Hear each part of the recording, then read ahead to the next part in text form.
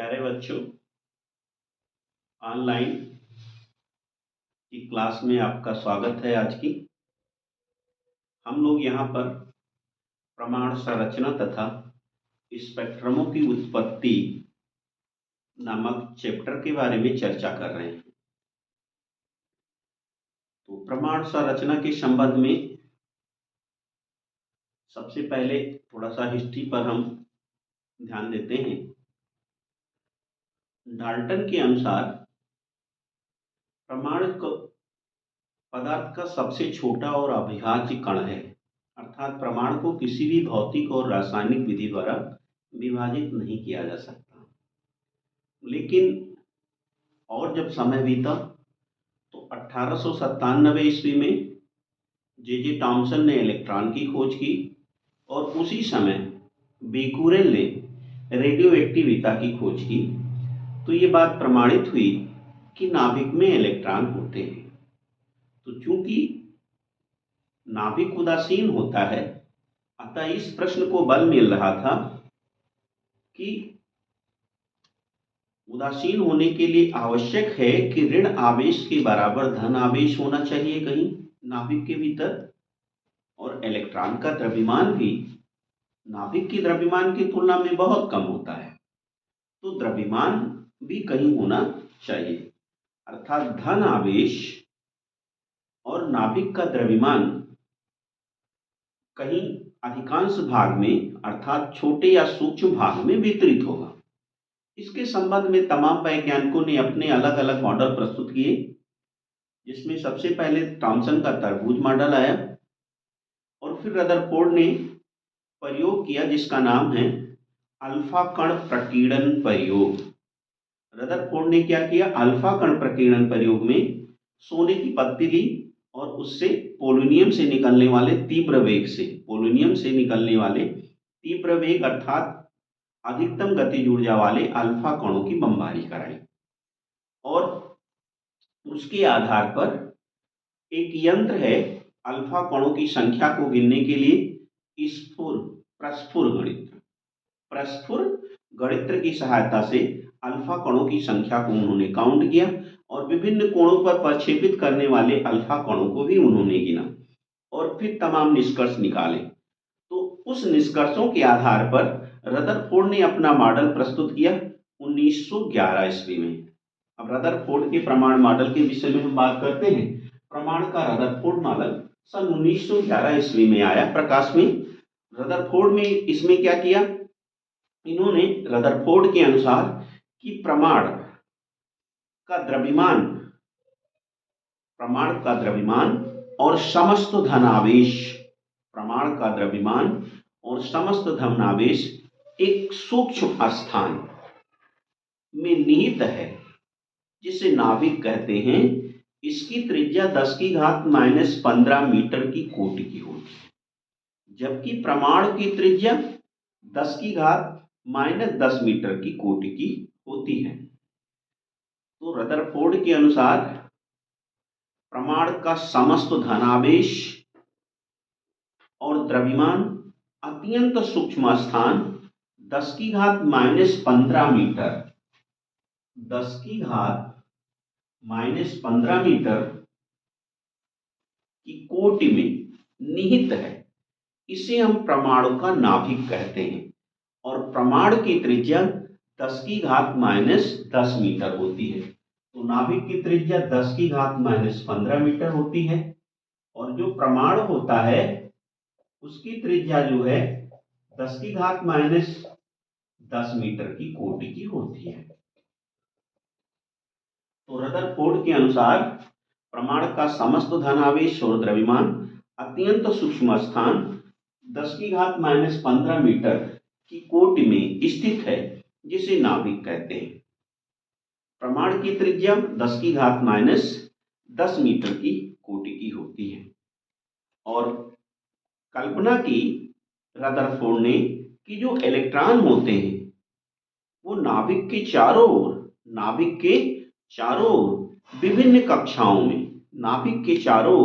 विभिन्न कक्षाओं में घूमते रहते हैं। अर्थात ये अगर नाभिक है तो इसके चारों ओर ये इलेक्ट्रॉन विभिन्न कक्षाओं में घूमते रहते हैं। ये नाभिक के चारों ओर इलेक्ट्रॉन विभिन्न कक्षाओं में घूमते रहते हैं। और ये नाभिक है धनावेश। तो नाभिक के चारों ओर विभिन्न कक्षाओं में जो इलेक्ट्रॉन हैं वो घूमते रहते हैं। इलेक्ट्रॉनों का कुल ऋण आवेश, इलेक्ट्रॉनों का कुल ऋण आवेश धन आवेश के बराबर होता है। और इनको घूमने के लिए आवश्यक अभिकेंद्र बल, इलेक्ट्रॉनों को नाभिक के चारों ओर घूमने के लिए आवश्यक अभिकेंद्र बल स्थिर वैद्युत आकर्षण बल से प्राप्त होता है। यानी जो इन्हें अभिकेंद्र बल चाहिए, अभिकेंद्र बल, ये इनको मिलता है स्थिर वैद्युत आकर्षण बल से।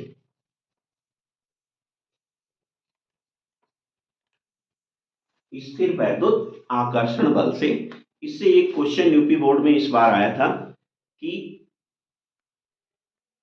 अल्फा कण नाभिक के जब निकट जाते हैं तो उन पर लगने वाला बल वो कूलाम बल होता है, यानी कूलाम के नियम का पालन करता है।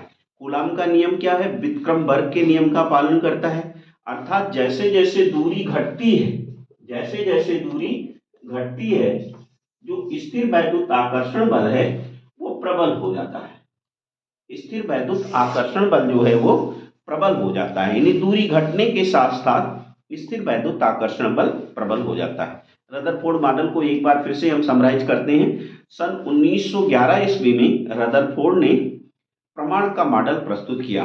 रदरफोर्ड के अनुसार प्रमाण का समस्त द्रव्यमान और धन आवेश एक अत्यंत सूक्ष्म स्थान 10⁻⁻15 मीटर की कोटि की त्रिज्या में स्थित है, जिसे नाभिक कहते हैं। नाभिक के चारों ओर इलेक्ट्रॉन विभिन्न कक्षाओं में चक्कर लगाते हैं। प्रमाण की त्रिज्या 10⁻10 मीटर की कोटि की होती है। परमाणु का कुल धन आवेश इलेक्ट्रॉनों के ऋण आवेश के बराबर होता है, तथा चूंकि इलेक्ट्रॉन नाभिक के चारों ओर घूमते हैं विभिन्न कक्षाओं में, तो उन्हें घूमने के लिए आवश्यक अभिकेंद्र बल स्थिर वैद्युत आकर्षण बल से प्राप्त होता है।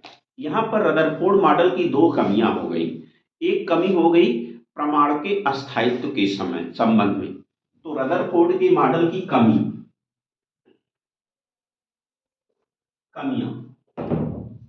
पहली कमी है प्रमाण के अस्थायित्व के संबंध में। तो प्रमाण के अस्थायित्व के संबंध में पहली कमी हो गई प्रमाण के अस्थायित्व के संबंध में, ये पहली कमी हो गई रदरफोर्ड की। रदरफोर्ड ने यह माना था कि इलेक्ट्रॉन विभिन्न कक्षाओं में घूमते हैं, तो नाभिक के चारों ओर घूमते हुए इलेक्ट्रॉनों में अभिकेंद्र बल होता है, और विद्युत गतिकी के अनुसार कोई भी त्वरित आवेशित कण लगातार ऊर्जा का उत्सर्जन करता है, तो घूमते इलेक्ट्रॉन भी ऊर्जा का उत्सर्जन करते रहेंगे और इनकी ऊर्जा लगातार कम होती जाएगी और अंत में नाभिक में गिर जाएंगे। अर्थात ऐसा परमाणु अस्थायी नहीं रह सकता। तो नाभिक के चारों तरफ घूमते हुए इलेक्ट्रॉन में अभिकेंद्र त्वरण होता है। विद्युत गतिकी के अनुसार कोई भी गतिशील आवेशित कण लगातार ऊर्जा का उत्सर्जन विद्युत चुंबकीय तरंगों के रूप में करता है। इस प्रकार इलेक्ट्रॉन की ऊर्जा भी कमी होती जाएगी और अंत में इलेक्ट्रॉन नाभिक में गिर जाएंगे, यानी उनकी त्रिज्या छोटी होती चली जाएगी और अंत में नाभिक में गिर जाएंगे। तो इस प्रकार का प्रमाण अस्थायी नहीं रह सकता। दूसरी, स्पेक्ट्रम की व्याख्या के संबंध में दूसरी कमी है इनकी रेखीय स्पेक्ट्रम की व्याख्या।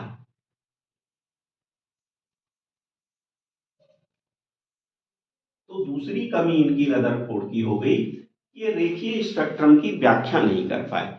रदरफोर्ड के अनुसार इलेक्ट्रॉन विभिन्न कक्षाओं में घूमते रहते हैं, तो इसका मतलब होता है इनकी आवृत्ति भी बदलती रहेगी, आवृत्ति भी बदलती रहेगी। अर्थात ये ऊर्जा का उत्सर्जन करेंगे तो उसमें सभी आवृत्तियां होंगी, उसमें सभी आवृत्तियां होंगी और इससे जो तरंगों का स्पेक्ट्रम मिलेगा वो सतत होगा।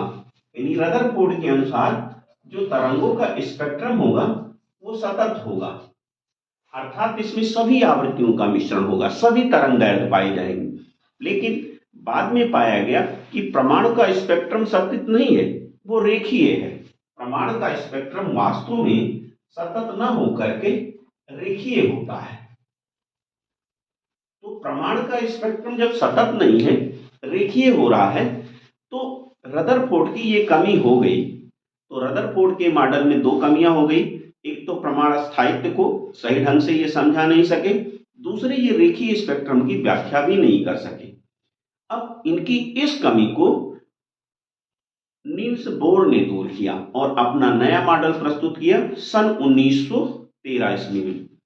तो रदरफोर्ड के मॉडल की ये इतनी बात हुई। रदरफोर्ड के मॉडल को एक बार हम फिर से समराइज करते हैं। सन 1911 ईस्वी में रदरफोर्ड ने प्रमाण का अपना मॉडल प्रस्तुत किया। रदरफोर्ड के अनुसार प्रमाण का समस्त धन आवेश और द्रव्यमान एक अत्यंत सूक्ष्म स्थान में निहित है, जिसे नाभिक कहते हैं। इसकी त्रिज्या 10⁻⁻15 मीटर की कोटि की होती है, जबकि प्रमाण की त्रिज्या 10⁻10 मीटर की कोटि की होती है। नाभिक के चारों ओर इलेक्ट्रॉन विभिन्न कक्षाओं में चक्कर लगाते रहते हैं। नाभिक के चारों ओर इलेक्ट्रॉन विभिन्न कक्षाओं में चक्कर लगाते रहते हैं और इनको घूमने के लिए आवश्यक अवकेंद्र बल, इनको वृत्ताकार कक्षा में घूमने के लिए आवश्यक अवकेंद्र बल स्थिर वैद्युत आकर्षण बल से मिलता है। लेकिन रदरफोर्ड के मॉडल में दो कमियां रह गई इस मॉडल में। नंबर एक, प्रमाण के अस्थायित्व के संबंध में, क्योंकि नाभिक के चारों ओर घूमते हुए इलेक्ट्रॉन में अवकेंद्र त्वरण होता है। विद्युत गतिकी के अनुसार त्वरित आवेशित कण, अर्थात जब कोई कण गतिशील होता है तो उससे लगातार ऊर्जा का उत्सर्जन विद्युत चुंबकीय तरंगों के रूप में होता है।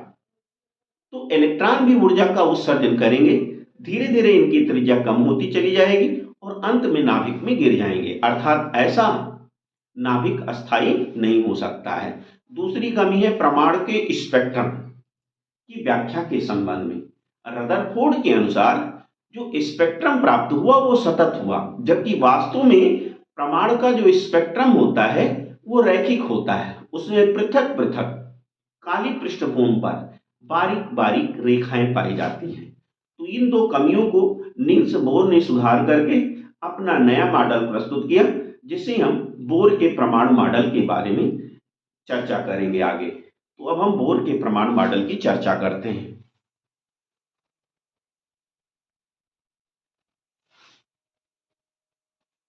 तो अब हम बोर के प्रमाण मॉडल की चर्चा करते हैं। ये इंपॉर्टेंट है, इसको थोड़ा ध्यान से आप लोग देखेंगे, लिखकर पढ़ें तो ज्यादा समझ में आएगा। कुछ पॉइंट है उनको आप नोट कर भी लें और प्रयास करें पेन और कॉपी लेकर बैठे। तो प्रमाण का अब हम लोग बोर मॉडल पढ़ते हैं। तो सन 1913 ईस्वी में बोर ने रदरफोर्ड के मॉडल की कमियों को दूर किया और अपना मॉडल प्रस्तुत किया।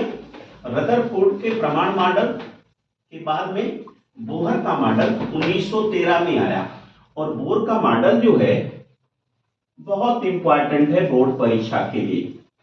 तो बोर का प्रमाण मॉडल, तो हम लोग अब बोर के मॉडल की चर्चा करते हैं। सन 1913 ईस्वी में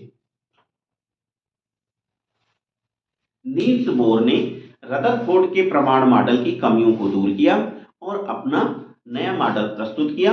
इसके लिए इनकी तीन परिकल्पनाएं हैं। परिकल्पना नंबर एक, ध्यान से सुनेंगे। परिकल्पना नंबर एक, इलेक्ट्रॉन केवल उन्हीं कक्षाओं में घूमते हैं जिनके लिए उनका कोणीय संवेग, इलेक्ट्रॉन केवल उन्हीं कक्षाओं में घूमते हैं जिनके लिए उनका कोणीय संवेग h/2π का पूर्ण गुणज होता है। पहली परिकल्पना में है इलेक्ट्रॉन केवल उन्हीं कक्षाओं में घूमते हैं जिनके लिए उनका कोणीय संवेग H/2 पाई का पूर्ण गुणज होता है।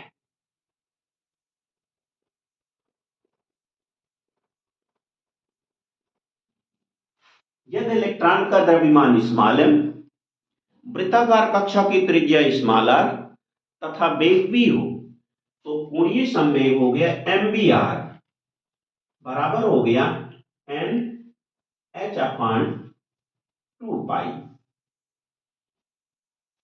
तो इलेक्ट्रॉन केवल उन्हीं कक्षाओं में घूमते हैं जिनके लिए उनका कोणीय संवेग H/2 पाई का पूर्ण गुणज होता है। इलेक्ट्रॉन का द्रव्यमान स्मॉल m, चाल v तथा वृत्ताकार कक्षा की त्रिज्या स्मॉल r हो तो कोणीय संवेग mvr बराबर n/2 पाई, जहां n एक पूर्णांक है, जहां n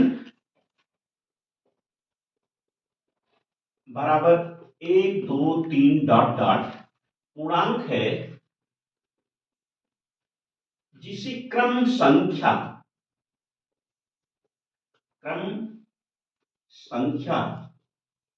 या मुख्य क्वांटम संख्या कहते हैं, जिसे क्रम संख्या या मुख्य क्वांटम संख्या कहते हैं। n बराबर 1 2 3 डॉट डॉट, इसे हम मुख्य क्वांटम संख्या या क्रम संख्या कहते हैं। और ये जो प्रतिबंध है इसे हम बोर का क्वांटीकरण प्रतिबंध कहते हैं। इसी प्रतिबंध को बोहर का क्वांटीकरण प्रतिबंध कहते हैं।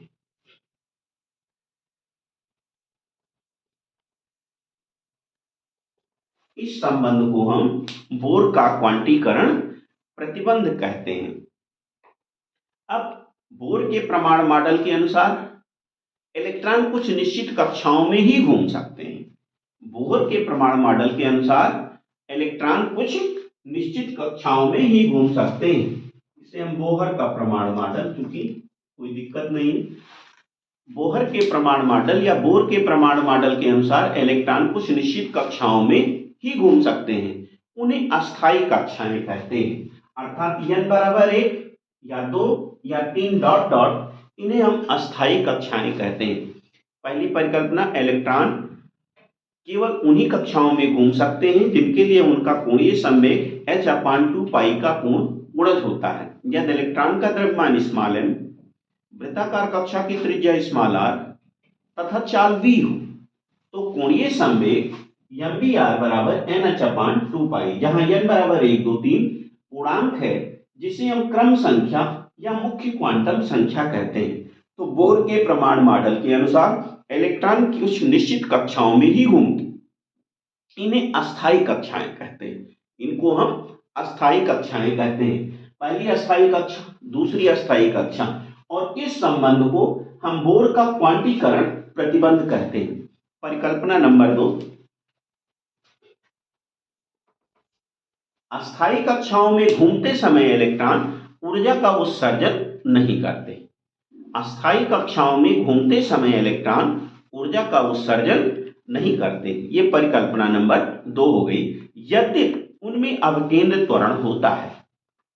तो इस प्रकार परमाणु का अस्थायित्व बना रहता है। जो रदरफोर्ड के मॉडल की पहली कमी थी वो इस परिकल्पना के माध्यम से दूर हो गई कि अस्थायी कक्षाओं में घूमते समय इलेक्ट्रॉन ऊर्जा का उत्सर्जन नहीं करते, यद्यपि उनमें अवकेंद्र त्वरण होता है। तो इस प्रकार से प्रमाण अस्थायी बना रहता है। परिकल्पना नंबर 3, जब प्रमाण को बाहर से कहीं ऊर्जा मिल जाती है, जब प्रमाण को बाहर से कहीं ऊर्जा मिल जाती है तो प्रमाण का कोई इलेक्ट्रॉन उस ऊर्जा को ग्रहण करके ऊंची कक्षा में चला जाता है। जब प्रमाण को, जैसे मान लीजिए ये प्रमाण का नाभिक है हमारा और इसके इस कक्षा में इलेक्ट्रॉन यहां पर है, तो जब प्रमाण को बाहर से कहीं से ऊर्जा मिल जाती है तो उसका कोई इलेक्ट्रॉन, जैसे ये मान लीजिए E1 में है, तो उसका कोई इलेक्ट्रॉन उस ऊर्जा को ग्रहण करके, उसका कोई इलेक्ट्रॉन उस ऊर्जा को ग्रहण करके ऊंचे ऊर्जा स्तर में चला जाता है। उसका कोई इलेक्ट्रॉन इस ऊर्जा को ग्रहण करके ऊंचे ऊर्जा स्तर में चला जाता है। एक ऊर्जा स्तर से दूसरे ऊर्जा स्तर में इलेक्ट्रॉन का जाना संक्रमण कहलाता है। तो तीसरी परिकल्पना में है कि जब परमाणु को किसी कारणवश बाहर से ऊर्जा मिल जाती है तो उसका कोई इलेक्ट्रॉन अपनी निश्चित कक्षा को छोड़कर किसी ऊंची कक्षा में चला जाता है और वहां 10⁻⁸ सेकंड तक 10⁻⁸ सेकंड तक रहकर पुनः अपनी मूल कक्षा में वापस लौटता है। पुनः अपनी मूल कक्षा में वापस लौटता है और वापस लौटते समय वैद्युत ऊर्जा का उत्सर्जन विद्युत चुंबकीय तरंगों के रूप में करता है। तो जब परमाणु को किसी कारणवश बाहर से ऊर्जा मिल जाती है तो उसका कोई इलेक्ट्रॉन अपनी निश्चित कक्षा छोड़कर ऊंची कक्षा में चला जाता है। परमाणु का एक कक्षा से दूसरी कक्षा में जाना संक्रमण कहलाता है और ये अवस्था परमाणु की उत्तेजित अवस्था कहलाती है। एक कक्षा से दूसरी कक्षा में जाना संक्रमण, एक कक्षा से दूसरी कक्षा में जाना संक्रमण, और इस अवस्था को हम उत्तेजित अवस्था कहते हैं। उत्तेजित अवस्था ये परमाणु का कोई इलेक्ट्रॉन है जो अपने निम्नतम ऊर्जा स्तर E1 से ऊंचे ऊर्जा स्तर E2 में गया। तो E1 से E2 में जाना संक्रमण हो गया और E2 में कितने समय तक रहा? मात्र 10⁻⁸ सेकंड तक ये उत्तेजित अवस्था में रहता है, फिर अपनी मूल अवस्था में वापस लौटता है। वापस लौटते समय विद्युत ऊर्जा का उत्सर्जन वैद्युत चुंबकीय तरंगों के रूप में करता है।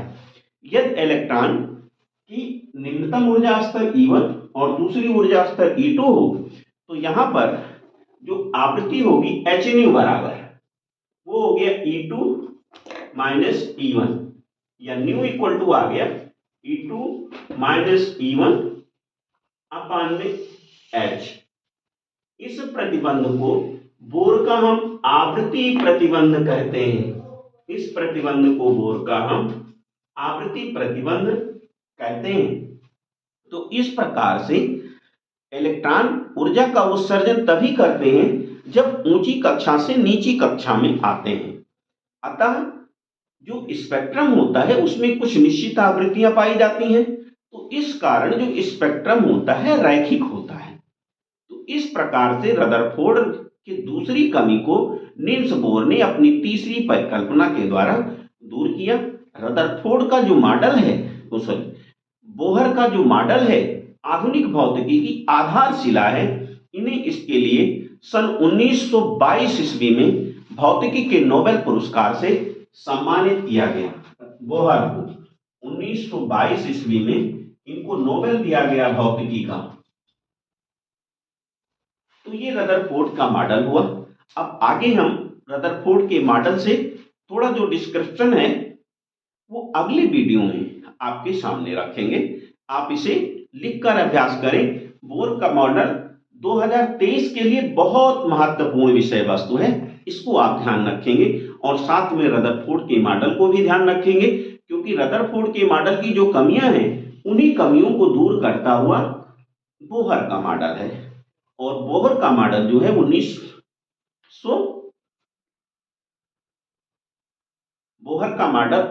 रदरफोर्ड का मॉडल 1911 में आया है और इनका जो मॉडल है बोहर का मॉडल ये प्रस्तुत हुआ रदरफोर्ड के मॉडल के बाद में, उनकी कमियों को दूर किया और 1922 में इसे नोबेल पुरस्कार मिला। अब अगले पार्ट में हम वीडियो में इसके कुछ एक्स्ट्रा रखेंगे, जैसे बोर त्रिज्या हो गया, कक्षा में इलेक्ट्रॉन का वेग हो गया, उनकी ऊर्जा हो गई, इन सब के बारे में डिस्कस करेंगे।